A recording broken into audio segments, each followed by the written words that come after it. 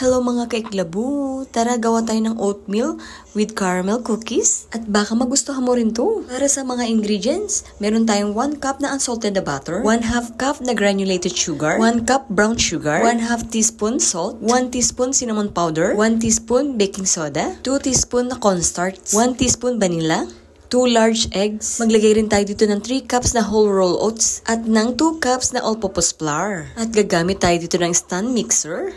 Naglagay rin ako dito ng 2 cups na homemade na granola.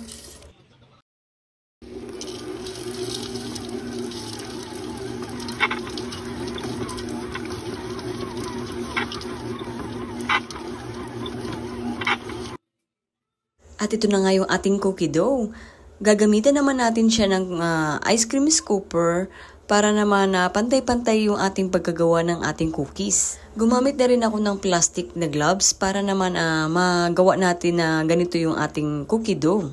Kapag natapos na natin tong ating pagkagawa na sa ating cookie dough, ang iniisip ko kasing gawin dito, lalagyan ko pa siya ng design or papalaliman ko yung gitna niya gawa ng maglalagay tayo dito ng caramel syrup. Yes po, ganito na ganito yung gusto kong design. Gawa ng maglalagay nga tayo dito ng caramel syrup.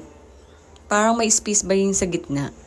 Pero hindi natin bubutasin yun. Dito nga sa procedure na to, pwede rin yung mano-mano. Pero alam mo naman, medyo may mga gamit ako dito na pwede natin gamitin.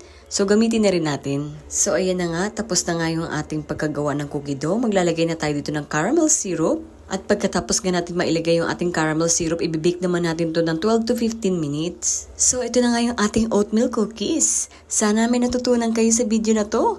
At kung nagustuhan mo itong video, paki-like and share naman. Salamat po sa panonood. Sa uulitin. Wow, super yummy talaga na itong cookies na to.